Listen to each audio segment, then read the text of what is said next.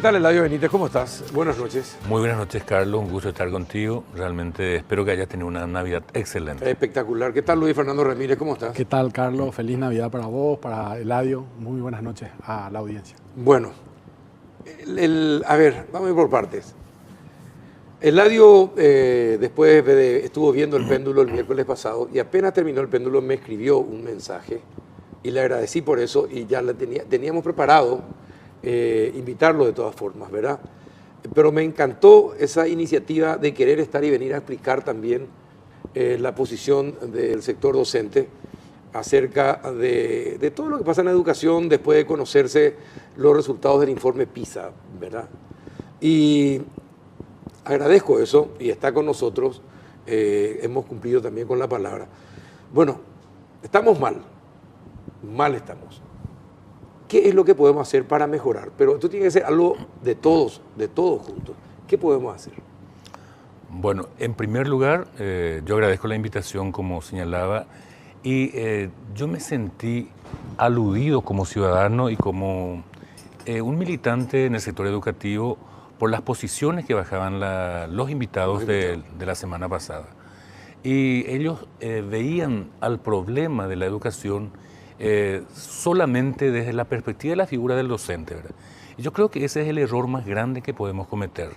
Todos los países que han podido salir del estancamiento en el que se encontraban en la educación, realmente han podido hacerlo porque en primer lugar reconocieron a sus docentes, ¿verdad?, como protagonistas principales para lograr el cambio que se necesita en educación.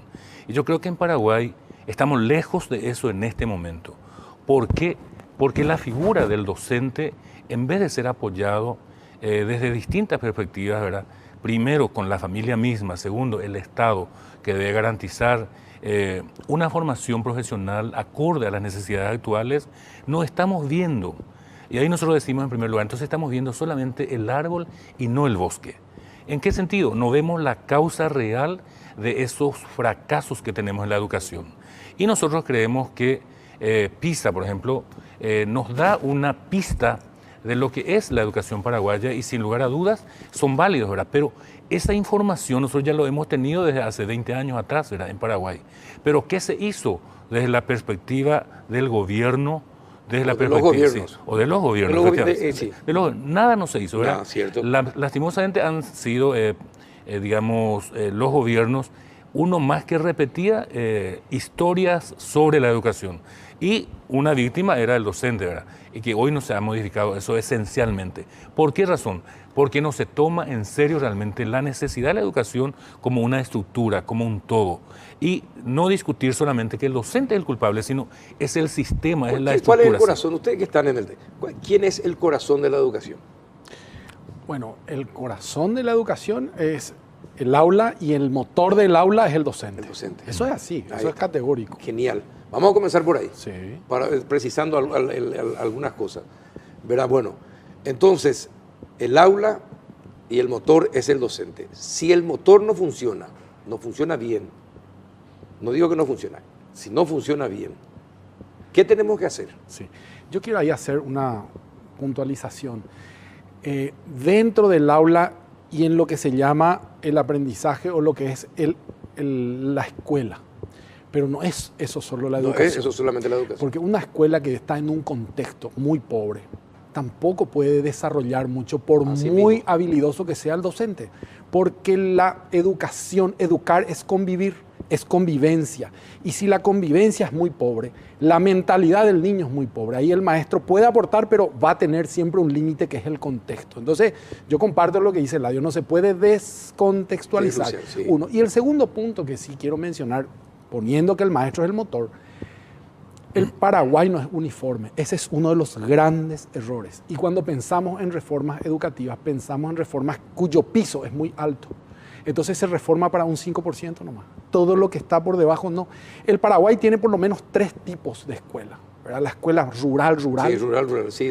La escuela Correcto. rural urbana y la escuela urbana. ¿Y qué es lo que demuestra el informe PISA? Bueno, Exactamente también eso. tiene 3 tipologías ahí. Las escuelas de menos de 100 alumnos, las escuelas de 500 y las escuelas de más de 1000 alumnos.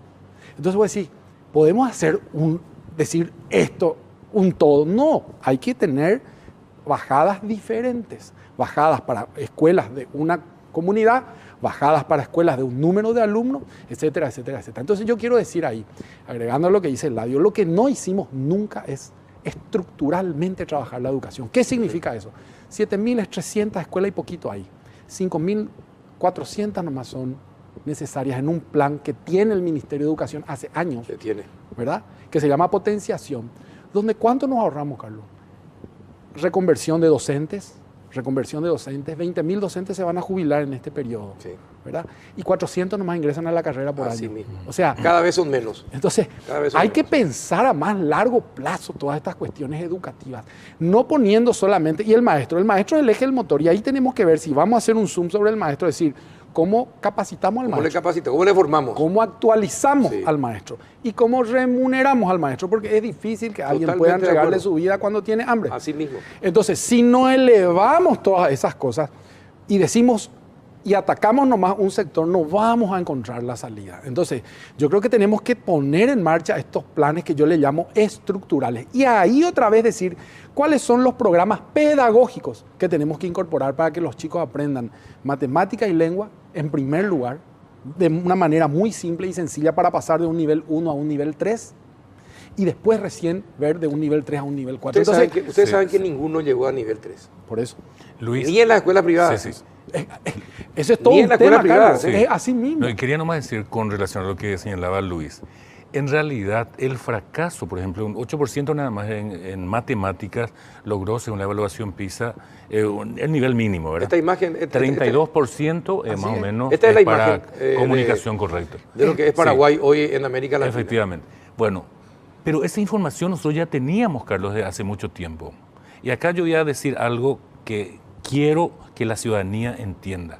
La evaluación por sí sola no sirve para absolutamente nada, ¿verdad? Si es que no se toma desde la perspectiva estructural y se plantean políticas de formación que realmente pueda transformar la profesionalidad del educador. ¿Qué es lo que hoy nos ofrece el gobierno como curso de capacitación? Son cursitos o cursillos de capacitación que no satisfacen la expectativa de los educadores en primer lugar. Por lo tanto, los educadores no quieren irse a perder su tiempo Tiene que ser en los cursos, cursos de formación, ¿verdad? tiene que ser Y entonces cursos ahí se tiene que a tomar nivel en universitario. serio, claro, y plantear una política real de formación que se sostenga, ¿verdad?, en los nuevos tiempos en que vivimos, en los paradigmas hoy que rige la sociedad, el acceso a las nuevas tecnologías. Nuestros docentes no tienen acceso, ¿verdad? Pero, Y- pero sí. una cosa, Eladio, pero ahí para. Hoy me quedé pensando lo que me dijiste en la radio esta mañana, me dijo eso. Los chicos están, desde que nacen, están con la tecnología y superan a los maestros ampliamente, ¿verdad? En cada cupé hay chicos que son programadores y tienen 12, 13 años. Sí. ¿Verdad? Y el maestro no sabe cómo usar bien su celular, Efectivamente, su smartphone. Bueno, pero el tema también pasa por un deseo propio de la persona de superarse y no tener que esperar siempre. Hay que exigir que el gobierno o los gobiernos o el Estado te brinde, pero también está Pero, el Carlos, permíteme deseo decirte personal lo de siguiente. superación. Sí, yo estoy de acuerdo contigo, porque la docencia es una profesión, pero no es una profesión cualquiera. No, la Es más una importante. profesión que nada más y nada menos proyecta a un modelo de desarrollo de país que nosotros necesitamos. Y para eso tiene que acceder a los nuevos conocimientos. Si el gobierno no cumple con eso, entonces está faltando a lo que la Constitución misma establece, que la educación es un derecho fundamental y que debe ser garantizado por el Estado. El docente, además de no poder financiar su propia capacitación, porque no gana lo suficiente, es un salario paupérrimo todavía y ningún trabajador del país o del mundo, por ejemplo, financia las carencias que tiene el sistema educativo. El informe PISA... El docente compra tiza, el docente compra borradores, compra otros insumos que debería el gobierno Sí, totalmente, facilitarle. dale. Pero Entonces, el informe PISA también habla de eso, Eladio. También pone énfasis en eso y tiene su parte donde habla de que, por ejemplo, el 78% de los profesores paraguayos están capacitados, tienen los conocimientos pedagógicos, etcétera, etcétera. Y tampoco es cierto. Yo ahí quiero Tampoco es decir- cierto, perdón, para que después diga. Sí. Tampoco es cierto porque acá en este país es muy fácil conseguir cartones. Y que el hecho de conseguir cartones no significa que aprendiste. Sí. ¿verdad? Entonces, No garantiza. no garantiza. Y bueno, entonces ese informe también, ese 78%, basado solamente en los cartones, tampoco es sincero, tampoco es cierto. Sí, yo creo que ahí hay dos temas también para analizar. El primero que tiene que ver con la actualización del docente. Nosotros también tenemos que cambiar el sistema de trabajo con el docente. Se hace un corte, el docente entra en una capacitación que no tiene nada que ver con el aula. Así mismo. Tenemos que hacer un sistema de tutoría en aula. Porque muchas veces también la logística para que los docentes lleguen a un lugar no se da, no existe. Tiene que salir a las 4 de la mañana, sí, a veces a las 2 de la mañana, llega a las 8 de la mañana al curso, no comió, no desayunó, no durmió. No va a rendir. ¿Cómo va a rendir? Entonces, tenemos que repensar, por eso yo hablo mucho de esos temas estructurales, por un lado, pero por otro lado también hay que tener en cuenta lo siguiente, la capacitación, no todos están preparados para la capacitación universitaria, Carlos. Tenemos ¿cierto? Que estandarizar. Sí. No todos van a poder llegar a ese nivel. Entonces, pero tenemos que hacerle llegar. No, pero pero vamos a tener claro. un plan de decir, bueno. Hay que iniciar el proceso. Claro. Ahí es donde nos estamos enfocando. Estamos repitiendo más de lo mismo. Entonces, cuando se le quiere dar una capacitación, que es una actualización de N horas nomás, que supone un piso anterior que no le dimos, ¿cómo le vamos a exigir esto? Entonces, esa graduación en la formación y en la capacitación de los docentes también tenemos que hacer. Y yo digo, los incentivos son los que están mal, Carlos. Los programas y los sistemas de incentivo. No se entienda el incentivo solamente económico. No, los incentivos, porque te voy a contar algunas experiencias que yo viví con maestros formados, bien desarrollados, y por una cuestión política están en la Secretaría. En la Secretaría. Me tocó participar en una época, hace muchos años, 3.500 actores formamos en educación inicial. Hoy no está ninguno en su puesto, Carlos. Nos faltan maestros en educación inicial. Así mismo. ¿Y dónde están? Y vos le encontrás, uno está en el freezer, otro está en una secretaría, otro está atendiendo el teléfono. Y que son claves, porque están en la educación inicial, que son claves. Hemos perdido 3 años en la formación de esa gente que está formada, pero está haciendo otra cosa. Entonces, si no somos sinceros con estas cosas, siempre estamos tirando los tiros para cualquier lado. Entonces, yo estoy esperando el ministro que tenga la voluntad política de hacer estas transformaciones estructurales en el ámbito de la formación y de la carrera del docente, de todo lo que encierra al docente. Porque si no, damos no es lo que quiero decir, que no es de una dimensión nomás el trabajo que hay que hacer con los docentes. Totalmente. Es como muy complejo todo. Una parte es el incentivo al recurso económico, muy importante, pero es una parte nomás. Después hay otros incentivos. Entonces, por último, también quiero decir que PISA en realidad es una evaluación para la sociedad paraguaya. Sí. Indica que pocos los paraguayos somos responsables y amantes de la educación, y responsables con la educación. Eso es lo que nos está evaluando PISA. Eso es lo que nos está diciendo. Mismo. Pero lo que no hay que olvidar ahí, Luis, es que esa evaluación cuesta casi $2 millones para nuestro país, ¿verdad? Y eso no se visualiza. ¿Quién te dijo eso? 1 millón está en el informe. No vayan a hacer caso. No, está en el informe. De lo que en el informe PISA está. Ellos mismos reconocen eso. Fíjate, Carlos. Y yo eso no digo por decir. $1.800.000 nos cuesta. ¿Quién financia eso? El Estado paraguayo. ¿Qué resultado nos da? Algo que ya nosotros sabíamos, Carlos. Que ya sabíamos que estábamos mal en matemática, en ciencia y en comunicación. Pero jamás de los jamases se tomó la medida adecuada en forma estructural para poder subsanar esa falencia que tenemos y avanzar hacia otros estadios de desarrollo. Te encuentro lo que me dijo hoy un padre y me preocupó realmente porque es una visión que también tiene sentido. Estábamos hablando sobre el tema de la transformación educativa, ¿verdad? Y me dice, hay que obligar a la gente a hacer las cosas. Porque acá somos mucho discurso y no hacemos. Y si haces y tenés que asumir las consecuencias de lo que haces, y si eso significa huelga, y que vayan a la huelga. Y me dice, ¿y por qué decís eso? Vos sabés el costo político que tiene, traté de analizar. O sea, ¿te parece que el gobierno correría con el costo político? Y me dice, y no le pude decir más nada. Decime. Carlos, pero con el informe, con la educación que reciben nuestros chicos, ¿te parece que si hay una huelga que dura 2 o 3 meses, algo van a sentir? ¿En algo les va a afectar? Y me tuve que callar. Si tenemos en cuenta el informe PISA. No, pero ahí yo creo que hay un un error conceptual ya luego, ¿verdad? Porque no es un razonamiento. Yo creo que ese es un discurso y buscar culpables. El docente no es culpable de la falencia que tenemos en educación, de la falta de la calidad educativa en el Paraguay. Es uno de los integrantes de esa estructura. Uno de los actores, muy correcto. importante. Muy importante y es fundamental, diría yo. No es el único culpable. No sacaste en la cabeza que es el único culpable. No te olvides que estamos viviendo en un país con con pobreza extrema y pobreza nomás, ¿verdad? De 2 millones de compatriotas paraguayos. Que los niños de 15 o más años, y tenemos todavía un 5% de analfabetismo, ¿verdad? Y los niños de 15 o más no ingresan al sistema por carencias económicas, ¿verdad? Porque la familia no puede solventar su costo. ¿Eso qué significa? No hay inversión en educación. Y eso sí hay que debatir, ¿verdad? Yo participé en uno de los días de la transformación educativa que se plantea hoy desde el gobierno. Y te decía, Carlos, que para mí es un hecho histórico, porque por fin se está empezando a discutir, a hablar sobre la necesidad de transformar nuestra educación pública, ¿verdad? Bueno, pero ¿cuál fue mi decepción grande y una pena que me dolió en el corazón? Que el Ministerio de Educación estaba ausente ahí. Eran convidados de piedra, una vergüenza, ¿verdad?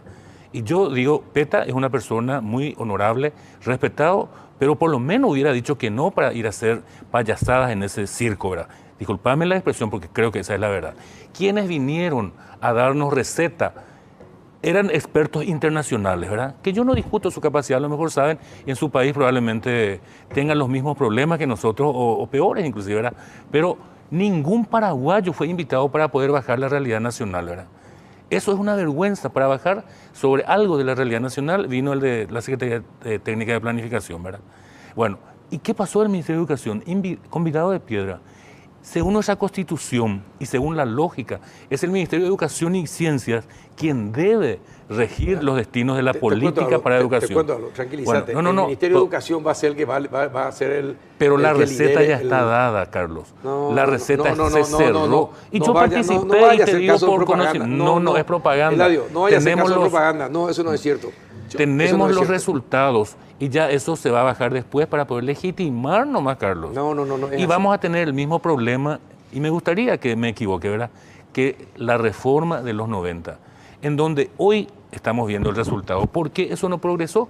Porque no se le involucró al principal actor de la educación, que es el docente desde el vamos, ¿verdad?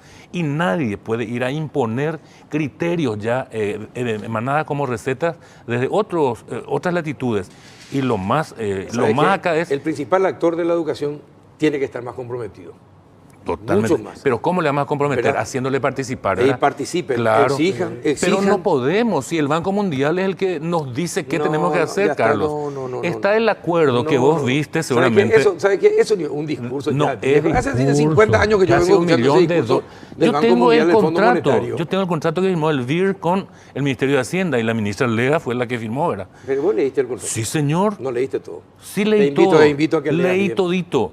No y es todo. Lamentable que se entregue nuestra soberanía a un organismo internacional. Ese discurso no. Vos me dijiste hace rato, ¿verdad?, que eso de satanizar lo extranjero, etcétera. No, yo no parto de eso, ¿verdad? Yo lo que creo es que tenemos que rescatar nuestra identidad cultural, el ser paraguayo, utilizar todas las experiencias positivas de los países hermanos, ¿verdad?, y usar las nuevas tecnologías y la ciencia. Y en Paraguay yo reivindico la figura de muchos investigadores a quienes no se les da la posibilidad de aportar como paraguayos para la transformación de la educación. Ahora van a aportar. Nosotros como UNESN tenemos yo te había entregado un documento al respecto de una nueva educación para una nueva cultura en el Paraguay, ¿verdad? Y ahí planteamos 3 ejes nomás para la educación que nosotros planteamos, pero no como una cuestión terminada, sino simplemente como un aporte. Una educación para la vida, una formación para la acción ciudadana y una capacitación para el trabajo. Con estos 3 ejes y varios otros, ¿verdad? Realmente nosotros decimos que eso es lo que necesitamos en este momento, sí. Yo para terminar, porque ya me están diciendo acá en el oído que ya nos pasamos la hora. ¿Qué querés decir? Cortito. No, 2 cositas nada más. Una, retomar lo que vos dijiste. Yo creo que esto es un llamado para todos los paraguayos y para los gremios. Yo creo que tenemos que tener como un pacto de decir, bueno, vamos a salir todos con ustedes, pero no vamos a ir con huelgas o con acciones que no sean de beneficio para la comunidad educativa. Pero vamos a salir todos a defender lo que tenemos que defender y vamos a trabajar juntos por la educación, todos juntos, porque si no es muy difícil. Cada uno vive en compartimiento estanco y lucha a su manera, a su modo, ¿verdad? Totalmente. Y lo otro es, yo sí quiero reivindicar que el paraguayo ha producido mucho. Por ejemplo, tenemos 2 programas nomás, Leo, Pienso y Aprendo y Tiquichuela. Se está exportando, están llevando a Centroamérica como programas pilotos y modelos y nosotros no aplicamos Sí, no Paraguay. aplicamos acá. ¿Por qué? Porque no aplicamos. Así mismo. Luis Carlos. Fernando, muchas gracias. Carlos, gracias. Yo quiero decirte finalmente, ¿verdad? Eladio, Lo gracias. siguiente. Nosotros los sindicatos no estamos en contra del avance para mejorar nuestra educación, al contrario, apoyamos. Y hace 26 años que venimos peleando por eso. Perfecto. Solo que a veces no se nos entiende tanto y como última medida o recurso solemos acudir a las medidas de fuerza, ¿verdad? Pero no está en nuestro ánimo. Que a veces es lo más visible, Claro. lastimosamente, es lo que siempre se ve. Lo que se hace ver, lo que Así se es. hace ver, ¿verdad? Bueno. Esto da para más y vamos a seguir hablando, vamos a seguir insistiendo porque Es así, Carlos. para Unicanal y para este programa es una causa nacional la educación. Excelente. Mejorar la educación. Así que tengan un buen fin de año y nos encontramos el año que viene. Disfruten de la fiesta de fin de año. Hasta el próximo año.